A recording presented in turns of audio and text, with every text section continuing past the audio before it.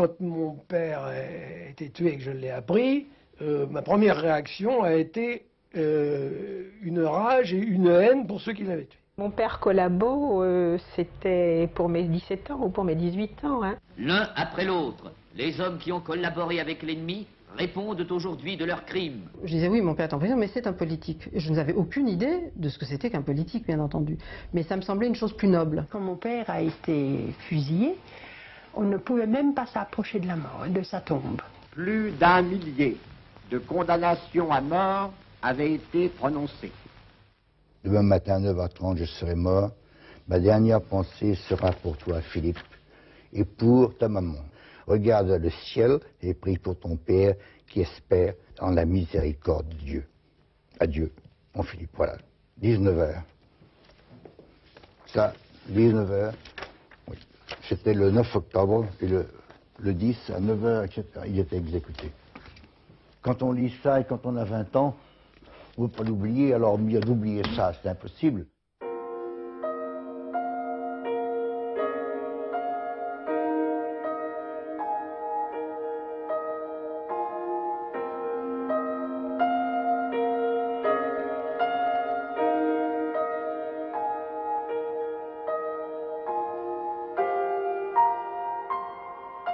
Tu vas avoir un nom lourd à porter, écrit Joseph Darnan à son fils la veille de son exécution. C'est en Espagne que nous avons rencontré Philippe Darnan. À 16 ans, Philippe accompagne jusqu'au bout le dernier carré de fidèles au maréchal, dont son père, chef du service d'ordre légionnaire, devenu la milice en janvier 1943, et secrétaire au maintien de l'ordre dans le gouvernement de Vichy en janvier 1944. À l'approche des Alliés, les Darnan quittent l'Allemagne et le château de Sigmaringen et passent en Italie. Joseph Darnan livre son dernier combat contre l'armée secrète italienne avec un groupe de SS allemands. Il est finalement arrêté, jugé en France et fusillé une semaine plus tard. Pendant ce temps, sa femme et Philippe, leur fils, trouvent refuge dans des maisons amies, des couvents, des séminaires, avant d'embarquer pour l'Amérique latine. Mon nom m'a causé, évidemment, à engager ma vie dans un sens que je n'avais pas prévu. D'abord mon exil en Argentine, c'est évidemment la première conséquence du nom que j'ai eu à porter. C'est certain, je suis parti parce que je ne le cache pas, j'avais une certaine crainte de la France. Je n'ai jamais pensé d'ailleurs à essayer de rentrer en France. Je me rends compte que ce serait une erreur et que j'aurais certainement des problèmes, ou en tous les cas mes enfants. Ça, je ne le ferai pas. Je n'ai pas chanté la Marseillaise, il y a 50 ans, je ne l'ai pas chantée. Et je crois que je ne la chanterai jamais plus d'ailleurs. Je ne vois pas dans quelles circonstances je pourrais la chanter.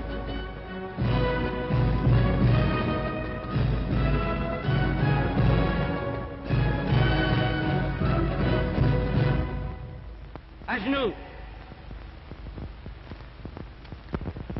Servir la France au sacrifice même de ma vie. Je jure de consacrer toutes mes forces à faire triompher l'idéal révolutionnaire de la milice française, dont j'accepte librement la discipline.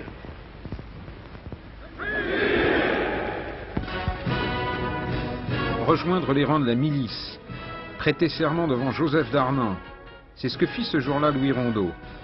Quelques mois plus tard, il connaîtra la prison. Janine, sa fille, n'avait alors que 2 ans. Je ne savais absolument pas où il était et pourquoi il n'était pas là, qu'on ne m'en parlait jamais, que je n'ai jamais été le voir en prison, qu'il n'était jamais même cité à la maison. Enfin, c'était complètement un rideau complet. Enfin, je n'ai pas eu de papa jusqu'à à peu près 6 ans.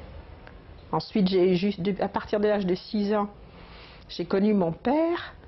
Et l'histoire politique de mon père et les raisons de son absence, je l'ai su quand j'ai eu 16 ou 17 ans et qu'un jour, Dieu sait pourquoi, j'ai enfin osé lui demander où il était. Je pense que c'est beaucoup l'histoire d'un silence. Chez les enfants qui sont nés dans les mêmes années que moi et qui ont vécu des situations semblables, il y a eu ce silence aussi. Mon père est rentré chez nous quand moi je devais avoir 13 ans, Et il est rentré de prison après 9 ans d'absence. Il n'a jamais rien dit, il n'a jamais rien expliqué, il n'a jamais parlé. Entre le moment où il était revenu et le moment où il est mort quand j'avais 21 ans, et je crois que c'est seulement à ce moment-là que j'ai pu me pencher sur lui, que j'ai peut-être osé me pencher sur lui à ce moment-là. Il y a une volonté de la part de mes parents, de la part des adultes encore une fois, de ne pas parler des choses, et surtout pas avec ses enfants. Un peu comme si on essayait de recommencer à zéro, d'essayer de sauver ce qui peut être sauvé d'une famille qui est allée complètement à la dérive. Albert Beugras, le père de Marie Schex, s'engage dans la collaboration. On le voit ici à la tribune défendre la charte du travail du gouvernement de Vichy. Fasciné par Jacques Doriot, Albert Beugras occupera au Parti populaire français de hautes fonctions. Responsable des services secrets du PPF, il est en relation avec l'Abwehr, le service de renseignement allemand. Il passera 9 ans derrière les barreaux, à la prison de Fresnes.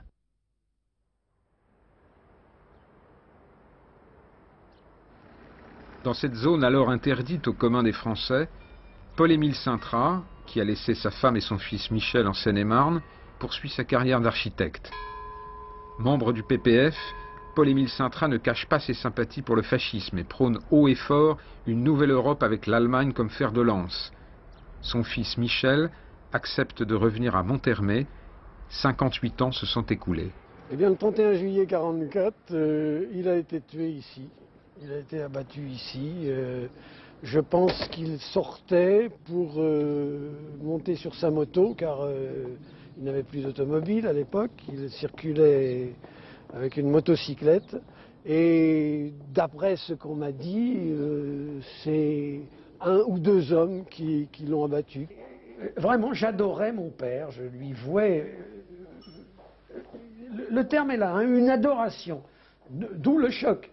Bien qu'il ait été éloigné, mais peut-être aussi que l'éloignement a contribué à le grandir à mes yeux, hein, lorsque j'étais adolescent. C'est vrai. Mais qu'il n'ait pas été là a certainement été un manque. En tout cas, sa disparition a forcément changé ma vie.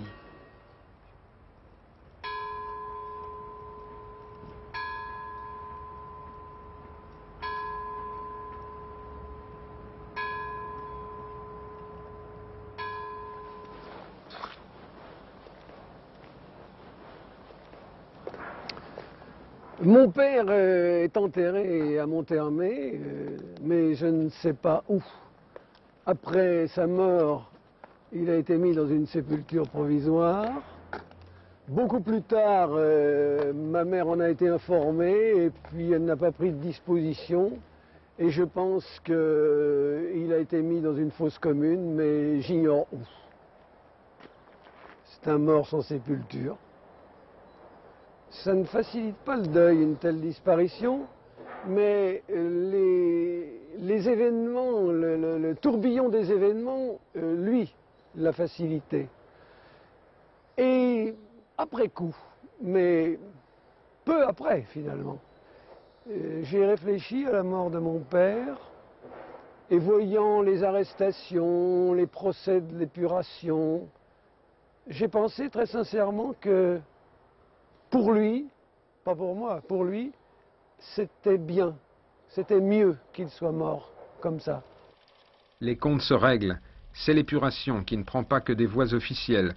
10 000 personnes environ sont exécutées en dehors de tout mandat de la résistance ou des autorités de la libération. Les tribunaux prononcent, eux, 3 000 condamnations à mort. Accusé d'être à l'origine de la déportation d'un prêtre, Ulrich Ball s'en défend.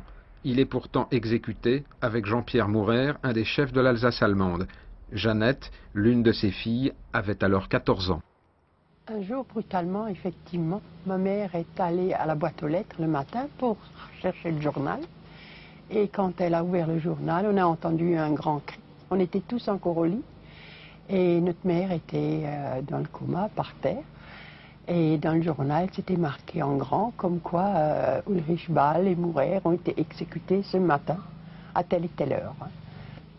Le hurlement de ma mère, ça c'est clair, ça c'est quelque chose, je crois que on ne peut pas oublier. C'était vraiment un hurlement inhumain, hein, comme une bête blessée, hein, et puis on l'a trouvée par terre. On a dû la rentrer et elle était malade. Hein. Et c'est vrai, nous aussi, on n'a pas ouvert les volets ce jour-là. Il y avait des grands articles et puis je trouvais que les journalistes étaient vraiment très dégueulasses. La manière qu'ils décrivaient cette condamnation, ça m'a révolté. Comme si mon père était un grand criminel, hein, et qu'il méritait, donc justice a été faite. Hein. Alors qu'au contraire, moi je trouve que la justice, c'est pas ça. Pour Jeannette Ball, l'histoire est différente. L'Alsace connaît après la défaite de 1940 un sort particulier. Annexée au Troisième Reich, son occupation se double d'une entreprise de germanisation et de nazification. Dans ces conditions difficiles entre toutes, une poignée d'hommes et de femmes résistent, d'autres au contraire s'engagent du côté de l'Allemagne nazie. Le père de Jeannette, Ulrich Ball, employé au tramway de Mulhouse, rejoint les rangs de la SS. Désormais, il est un Boche, comme on le répétera sans cesse à ses enfants.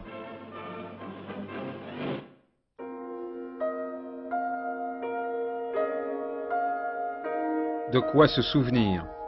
Les images du passé ne sont pas loin, les mémoires se croisent. Le réel premier souvenir que j'ai de mon père, je suis avec ma mère et ma sœur, sans doute mon frère, mais je ne revois pas mon frère. Et on court comme des folles et on s'est bien habillé en habit du dimanche. Et on sait, en tout cas je sais, que je vais voir mon père.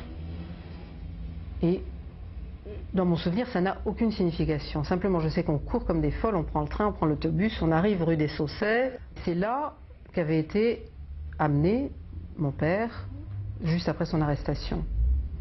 C'est en 1946, donc j'ai 4 ans. Et on entre dans ce bureau et je vois effectivement un homme entre deux uniformes. Et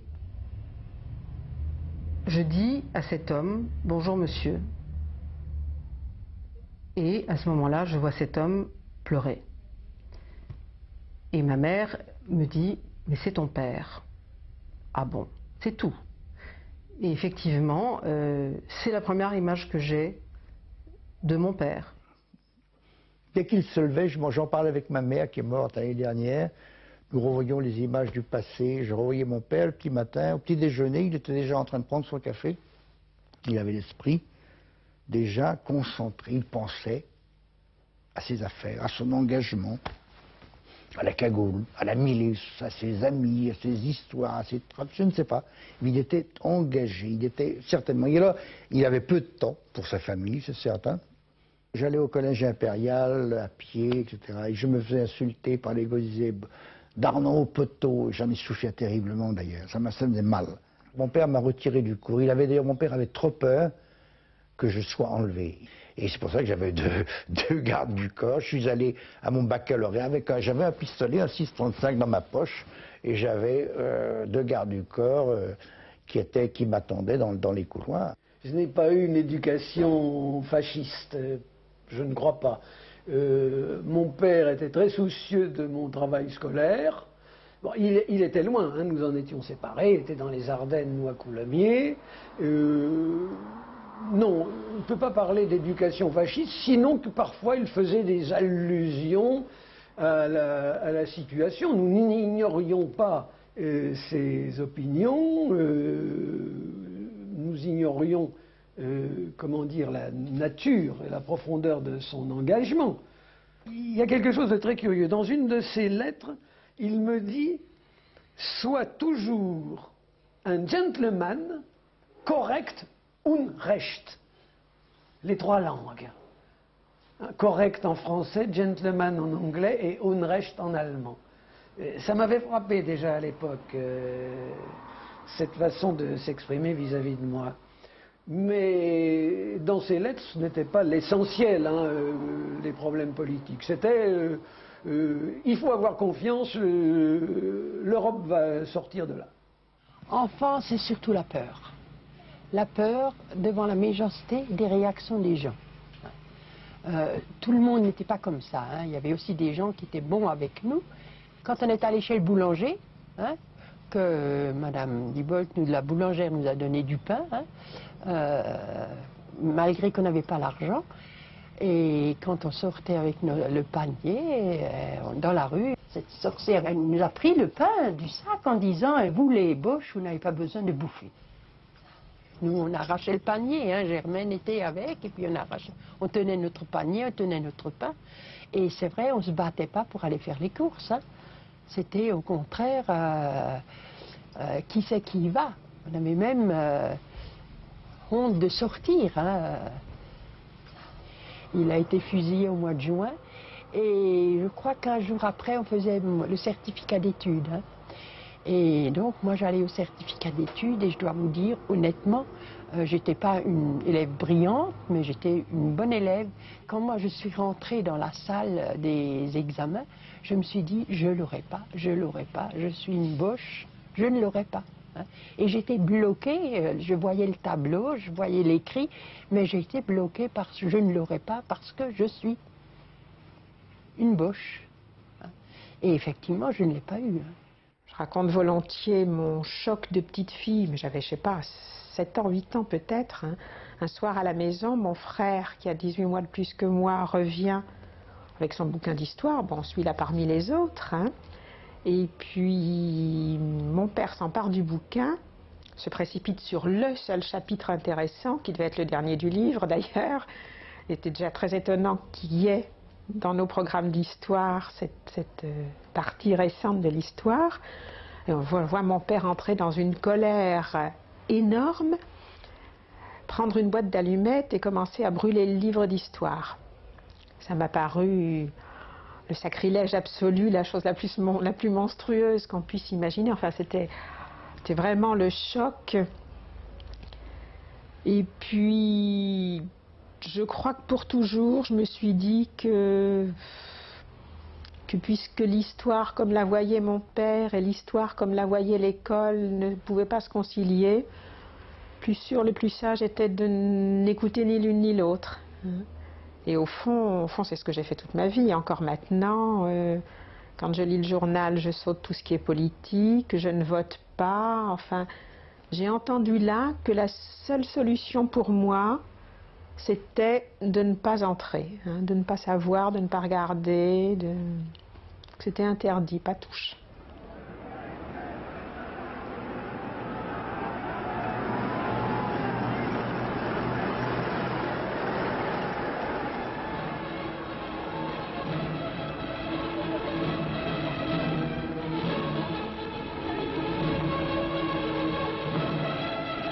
Nous quittons Paris, si j'ai bonne mémoire, en août 1944. Nous quittons Paris parce que il est évident que nous connaissions la situation, les relations avec ceux qui arrivent en vainqueur.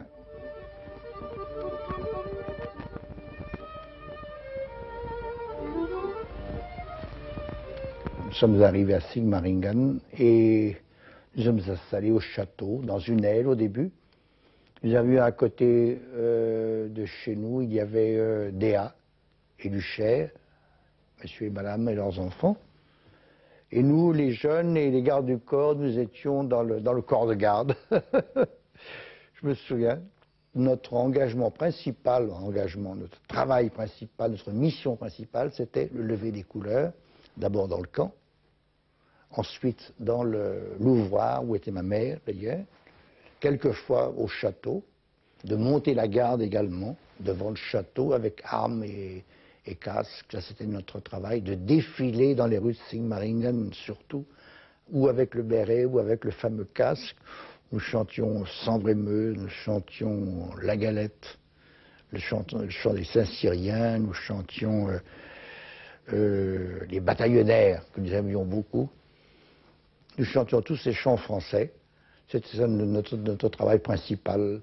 Et nous avions, je ne veux pas être provocant en disant, mais c'est vrai, nous avions l'impression de porter l'honneur de la France. C'est extraordinaire.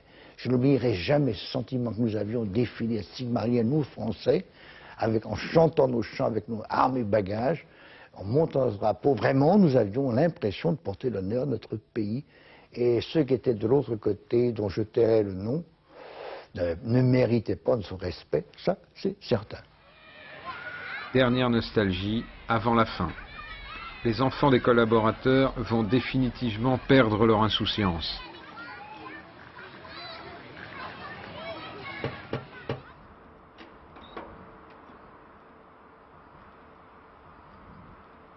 On n'allait pas à l'école le samedi parce qu'on allait voir le prisonnier à Fresnes.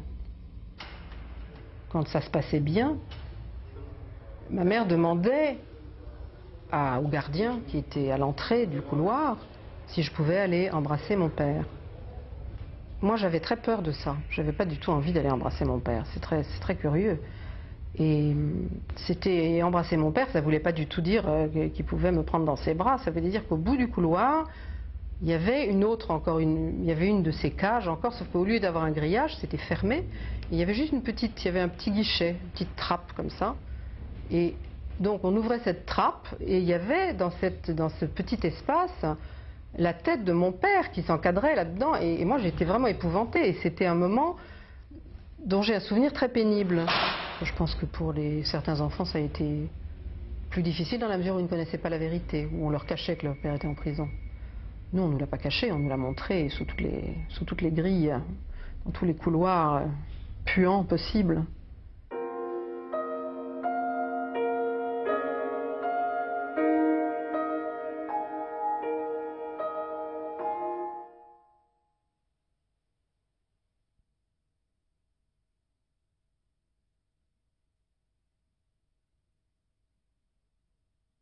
Un milicien, pour moi, c'est deux choses irréductibles et inconciliables. C'est la littérature, les films des 20 dernières années, c'est-à-dire c'est une brute sanguinaire prête à tout. Et puis, tout à fait autre chose, un milicien, c'est mon père, un grand monsieur, un peu rêveur, un peu idéaliste, violent dans sa tête et non violent dans ses actes, et dont tout ce qu'il m'a dit sur ses activités en tant que milicien était du genre déblayer des ruines, aider des gens, éviter les pillages, éviter les carnages, enfin une action, je dirais, bienfaisante d'une certaine façon. Et entre ces deux images, j'ai difficilement choisi compris.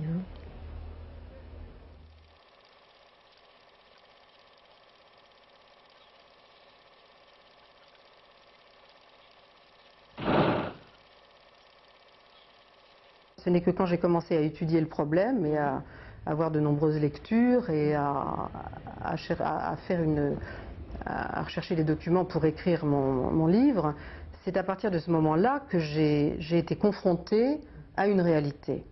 Et cette réalité était terrifiante. Hein. C'était terrifiant de se rendre compte, à mon échelle, à mon niveau personnel et au niveau de mon égoïsme, de fille à père. Ce qui avait été terrifiant, c'est de découvrir que collaborateur, collaboration, occupation, tous ces mots-là, n'étaient pas seulement des mots, mais recouvraient une réalité qui me sautait à la figure littéralement quand j'ai commencé à l'étudier.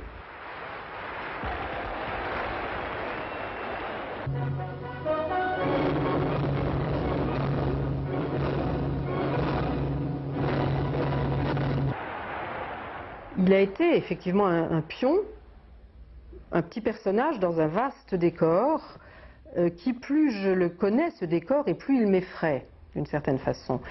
Mais au lieu de diminuer son rôle, j'ai l'impression que ça l'augmente. J'ai l'impression qu'on ne peut plus, quand on dit les choses, on pourrait mieux comprendre les collaborateurs, j'ai l'impression en tout cas moi, je peux de moins en moins comprendre.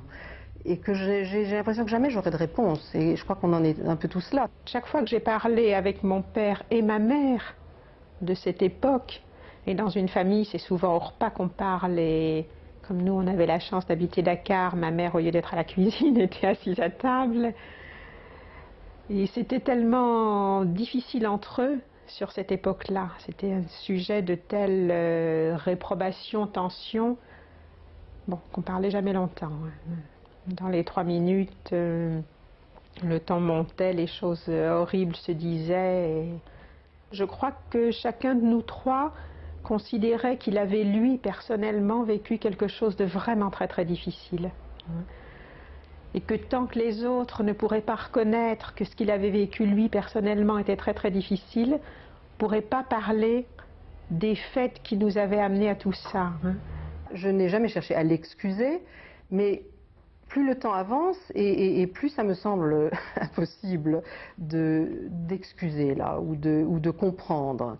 Si on me démontre qu'il n'a pas directement eu des faits, qu'il n'a pas lui-même dénoncé des gens, ou qu'il était au-dessus d'une certaine mêlée, qu'il n'a pas été malhonnête, ce qui est vrai, ça a été prouvé, qu'il n'a pas dénoncé des juifs, je ne peux pas m'empêcher de penser qu'il a quand même été un des rouages de toute cette machine. Et là, j'essaye pas de l'accabler, c'est simplement que je crois on ne peut pas sortir les gens individuellement d'un tout. Il y a une espèce bon, j'ai envie de dire complicité, c'est idiot, mais il y a une espèce de complicité que si lui ne l'a pas reconnu parce qu'il n'en a pas parlé après, c'est un peu comme si moi j'étais obligée de le voir maintenant. Je crois, je ne dis pas je sais, je crois, je pense que son engagement n'allait pas au-delà d'une adhésion à un parti et de prise de position publique et violente en général. Ce qui faisait que ses adversaires politiques pouvaient ne pas beaucoup l'aimer. Ça, c'est possible. Une action réelle, je la vois mal pour un certain nombre de raisons, et notamment pour celle-ci. Il travaillait tellement que je me demande quand il aurait pu s'adonner à ce genre de choses. Mais effectivement, je me suis posé la question et vous me dites que je n'ai pas cherché à avoir des réponses. Ce n'est pas tant, je crois, pour pouvoir lui laisser jusqu'au bout le bénéfice du doute que tout simplement, je ne dirais pas par négligence, mais par une espèce de, bon, je dirais pas fatalisme non plus, mais les choses sont faites, elles sont faites. Et maintenant, ça m'intéresserait peut-être de savoir. Il y a 3-4 ans, j'ai eu envie d'aller essayer de retrouver son procès. Les accusations, le jugement, justement pour sortir de ma tête ces images confuses et brouillées, et pour voir la réalité. J'ai commencé à m'en occuper. Et puis, au fond, ça a suffi. Au fond, il suffisait que je m'autorise à aller regarder. J'avais pas besoin de plus après ça. Après ça, ça s'est désamorcé dans ma tête. Mais je crois de toute façon que ma brouille avec l'histoire, elle vient de mon père, très clairement, que c'est lui qui a mis l'interdit, et qu'au fond, ça m'a bien arrangé ensuite. J'ai l'impression, en parlant avec d'autres enfants, ce que je fais peu, mais enfin ce qui m'arrive, ou en parlant avec ma sœur, qui avait vécu une toute autre histoire que moi, ou en lisant tout ce qui sort sur le sujet, ou en voyant les films, enfin ça n'arrête pas, on a l'impression que plus le temps passe et plus c'est difficile.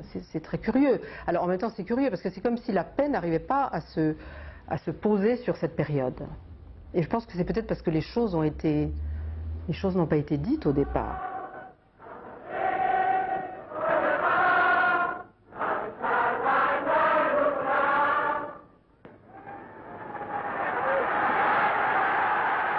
Acceptez des épreuves qu'on nous envoie. Ces épreuves sont terribles, mais elles seront d'autant moins terribles que vous n'y prendrez pas part.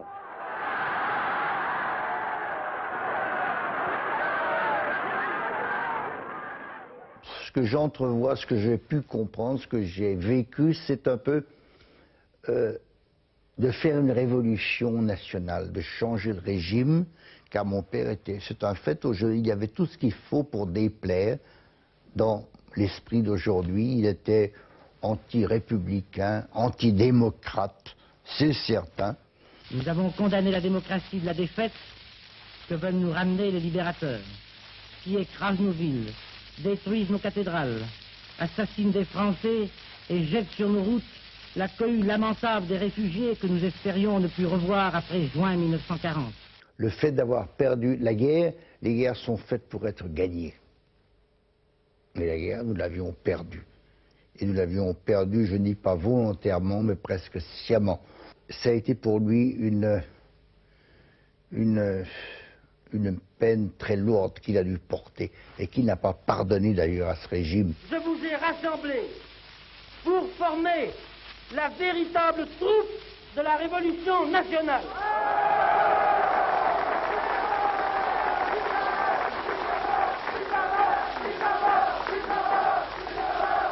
Je le comprends ou je l'approuve. Je le comprends certainement. Ça, je le comprends. Je le comprends. L'approuver, disons, l'approuver, ça veut dire que j'aurais suivi le même chemin. Non. J'aurais été plus habile et je me serais méfié de mes engagements. Je crois que mon père, je comprends certains engagements, mais il aurait pu les éviter. Moi, en tous les cas, je ne me serais pas engagé de sa façon. Lui, il était trop simple. Moi, je ne suis pas un intellectuel, mais enfin, je suis peut-être moins simple que mon père dans ma façon de penser. Mon père l'a dit dans son jugement, il a dit « Je suis un homme simple ». Et ça c'est frappant d'ailleurs, voyez-vous. Je suis un homme simple. C'est une vérité essentielle peut-être qu'il a découverte. Et alors on a dit, oui, on a même écrit... subtile façon de se défendre. Oh, mon père lui a dit comme ça. Il a dit la vérité. Mon père est un homme simple. Et alors, il marquait en prison, en septembre, il faisait son calendrier. Alors, le 1er septembre, etc., octobre. Puis alors, il a dit adieu, mon Philippe et ma chère Annette. Il a écrit au crayon à 21h40, condamné à mort, cellule 17, etc., etc. Le 10, exécution. La seule question que je me suis posée, c'est pourquoi il a fait le choix de rentrer dans les SS. Et donc, mon père était SS, même s'il n'était que Allgemeine SS, c'est-à-dire comment on dit, sans grade du tout. Ça, c'était la grande question que je me suis posée pendant des années. Hein, pourquoi? D'ailleurs, quand on se retrouvait entre nous, famille, hein, il y a souvent eu des drames dans ces rencontres. Hein. C'est-à-dire, un des beaux-frères disait « Ah, je ne vois pas pourquoi vous réagissez comme ça. Votre père n'aurait pas été fusillé s'il n'aurait pas commis des crimes. Hein. » Et là, j'ai vu mon frère éclater en sanglots en disant « Tu te rends compte ce que tu dis? Parce que nous, on est persuadés qu'il a payé pour d'autres. » Mon père était attiré par une certaine façon que les Allemands agissaient. Hein. Mais pour moi, ce n'était pas un collaborateur. Mais pour eux, c'était un Allemand, si vous voulez. Hein. Qu'est-ce qui l'attirait, votre père, chez les Allemands? Mais c'est ce côté social. Ça, je suis tout à fait convaincue parce que faire le porte-à-porte, vendre dans la rue des objets pour récolter de l'argent, pour aider des gens en difficulté, c'était ça, c'était ce côté. Et alors aussi l'esprit de camaraderie, l'esprit de solidarité, tous ces préceptes, enfin des trucs de fond, c'est ça qui l'a attiré, ça c'est clair. Hein. Je ne le jugerai pas tout à fait de la même façon qu'il y a 40 ans. Je dirais que, je ne dirais pas, comme il y a 40 ans, qu'au fond, il s'est trompé dans les moyens, mais qu'il avait raison sur les fins. Je pense qu'il se trompait aussi, d'une certaine façon, au niveau des fins. Il a été victime de l'épuration sauvage, incontestablement, et je pense qu'on peut dire qu'il partageait largement l'idéologie fasciste, oui. Il avait adhéré au PPF, assez récemment, du reste. Et il y a ceux qui ont basculé dans la résistance au 43, puis il y a ceux qui ont réaffirmé leur collaboration en 44. Je ne sais pas quels étaient les plus opportunistes. L'image que j'ai dans ma tête, c'est que lui a enfilé son uniforme de milicien juste au moment où les Français tournaient leur veste. L'autre côté de sa veste, pas de chance, c'était la milice. Mais enfin, j'ai toujours ressenti que c'était pour compenser le désengagement des autres que lui était obligé de s'engager beaucoup plus. Et nous pouvons garder la tête haute. Mais il n'y a rien à regretter, rien à retrancher de nos actes, comme de notre doctrine. Les 21 points sont restés et resteront la charte politique de la milice française. Nous nous sommes prononcés contre les francs-maçons et les juifs. Alors je crois qu'il s'est engagé d'abord et toujours contre le communisme. Hein. Je crois que c'était ça son moteur. Hein.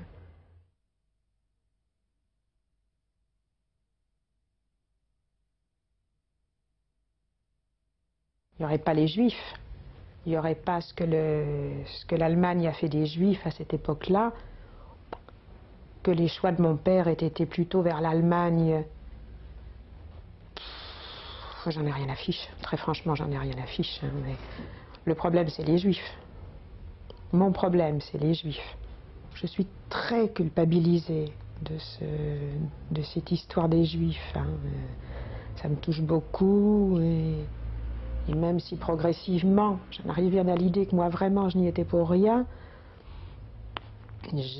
pendant très longtemps je n'ai pas compris comment la génération de nos parents avait pu laisser faire ça. Pas faire, laisser faire. Parce que la grande majorité a laissé faire. Hein.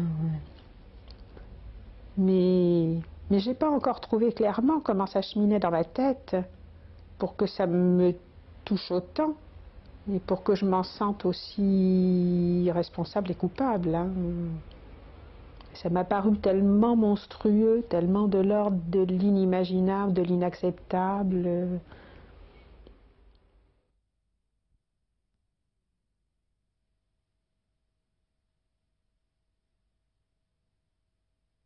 Mon père n'a jamais manifesté, disons, formulé son antisémitisme à la maison. Ce n'était pas un sujet qui nous intéresse et j'ai l'impression qu'il n'entrait pas dans la priorité de ses préoccupations. C'était plutôt un phénomène social. Ça, je trouve qu'il était injuste de s'en prendre seulement à mon père. C'est certain, mon père était, disons, il faudrait s'en prendre, ce que ça veut dire, il faudrait peut-être trouver étudier peut-être davantage, ce que je voudrais faire d'ailleurs, ce que j'essaie de faire, mais je manque de documents.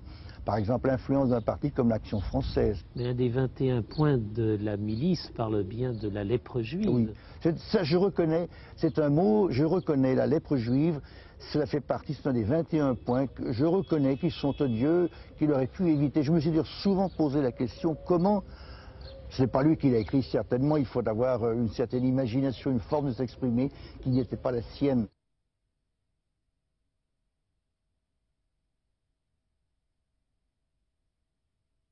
Si j'apprenais de sources sûres, non pas par des sources politiques, mais par des historiens qui me donnent des preuves authentiques que mon père ait eu connaissance de l'existence des camps, je ne dis pas de concentration, il savait, tout le monde savait qu'il y avait des camps de concentration, mais des camps d'extermination, je serais profondément blessé.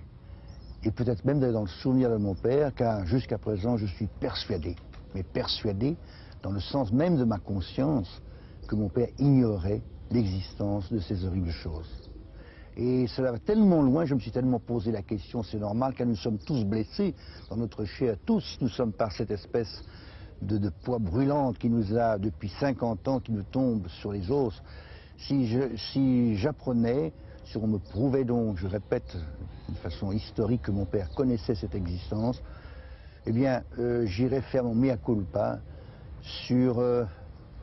devant un monument de la Shoah à Tel Aviv, et croyez que ça me coûterait, ce serait pour moi très dur, même je me sentirais tellement humilié que j'aurais ce geste.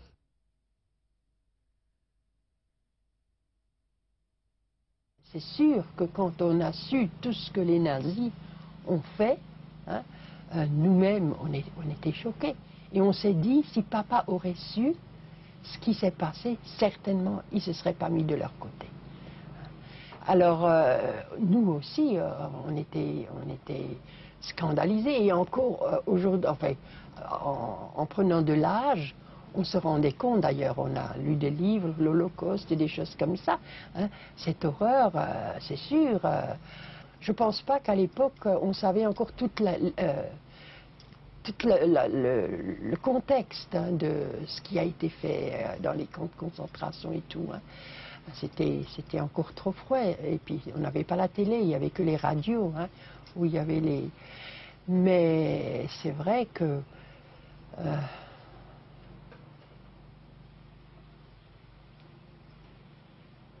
C'était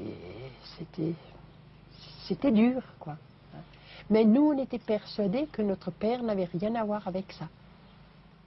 Moi, je me dis que c'est peut-être un sujet auquel je n'ai pas le droit de toucher non plus. Pas le droit. Enfin, le droit, c'est mettre ça entre guillemets, mais c'est peut-être pas le moment. Et quand je dis que c'est très curieux, parce qu'à 50 ans, se dire que c'est pas encore le moment de parler du problème juif par rapport à son père collaborateur, alors on se dit, bah, quel âge elle va avoir quand elle va nous faire un truc là-dessus.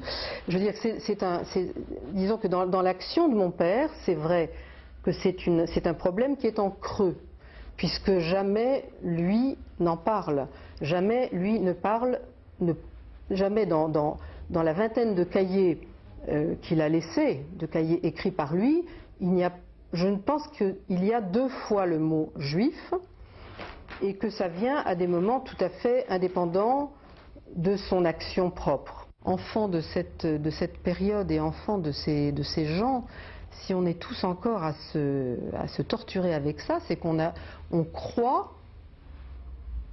porter le poids de cette faute. Je pense pas c'est pas forcément qu'on est obligé, mais d'une certaine façon, on est obligé, ou on s'est senti obligé de porter ce poids-là. Et alors l'idéal, évidemment, l'idéal, ce serait de pouvoir complètement se libérer de ce poids. Et l'erreur que j'avais peut-être faite, c'est de penser qu'en écrivant, je me libérerais complètement de ce poids. Et que peut-être je peux m'en libérer d'une autre façon. Pas d'une autre façon que l'écriture, mais en écrivant autre chose que ça.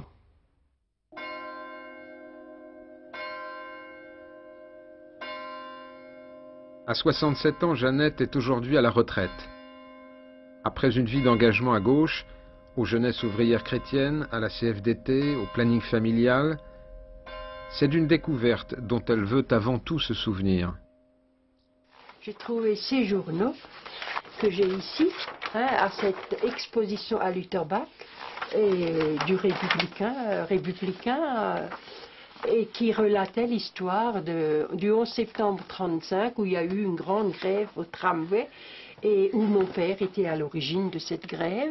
Quand j'ai lu ça, papa était à la CGT.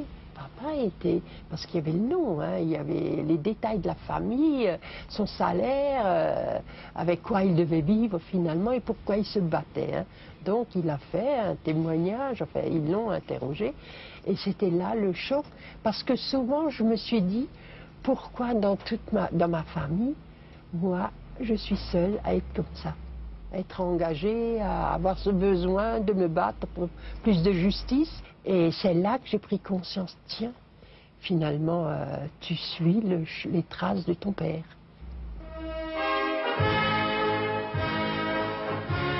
Michel Saintrain reviendra lui aussi sur les traces paternelles. Il sera également militant.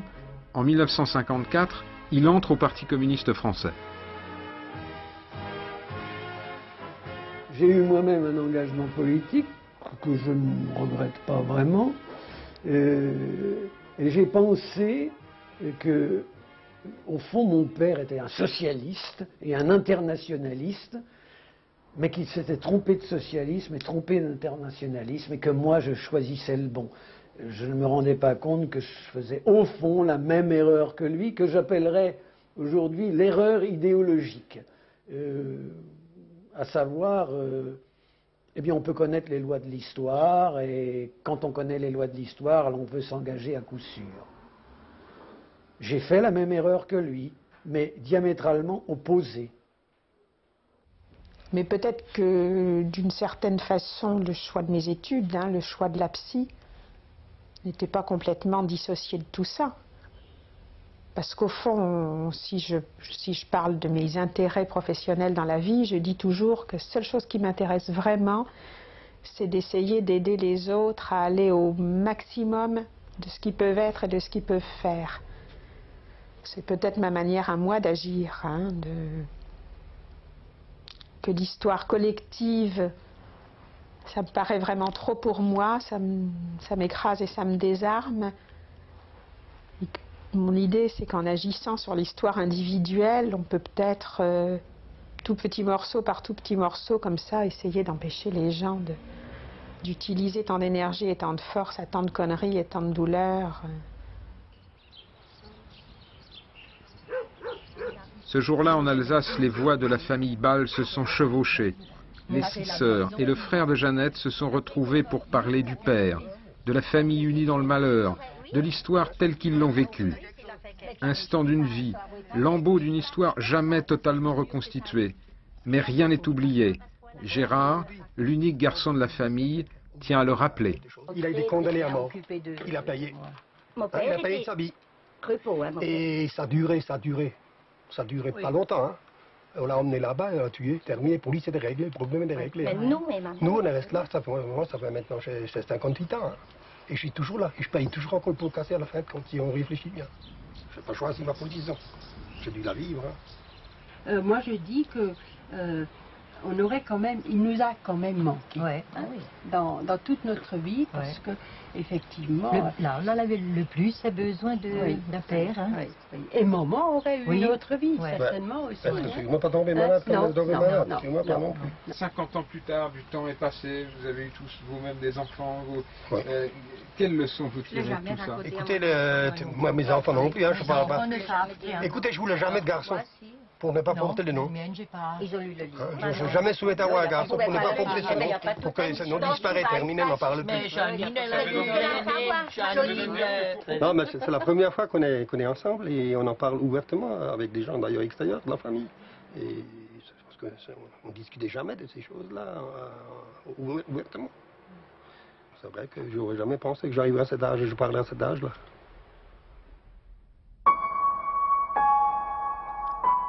L'épreuve de la filiation, ils l'ont subie. Eux aussi ont des enfants. Mais comment transmettre un tel héritage? Michel Sintra a trouvé la paix en devenant aquarelliste.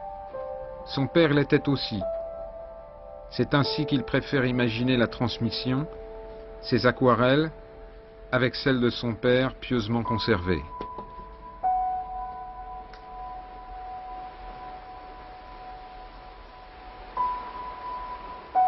Mais peut-on échapper à l'histoire d'un père?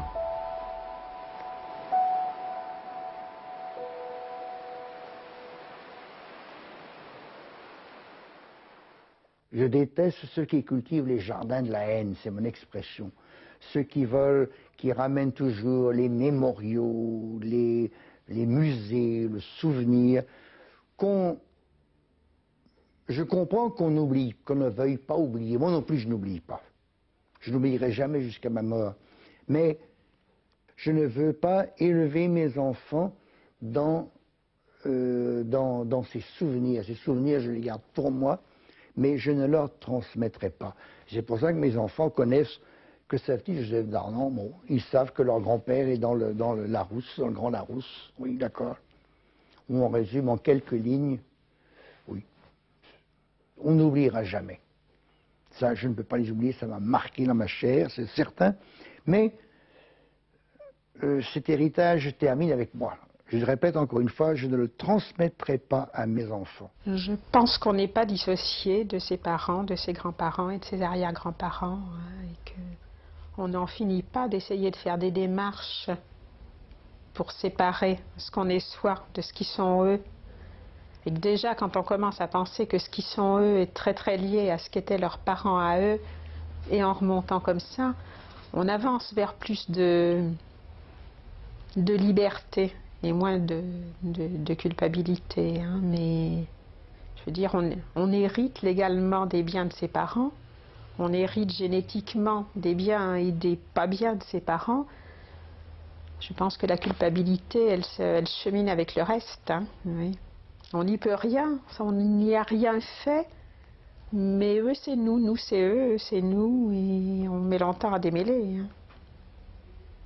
J'ai moi-même des enfants, 2 filles, et j'ai fait lire mon manuscrit à ma fille de 23 ans. Ce manuscrit que j'ai envie de garder sous le coude pour le moment. Et elle m'a dit, mais écoute, il y en a marre que tu sois la fille de quelqu'un. Tu pourrais pas être un peu la mère de quelqu'un? Tu pourrais pas être un peu une femme, tout simplement? Alors que ma fille de 20 ans me dise ça alors que j'en ai 50, je veux dire mais elle m'a dit, je crois qu'elle m'a dit une chose très importante, et bon, je crois qu'elle a raison.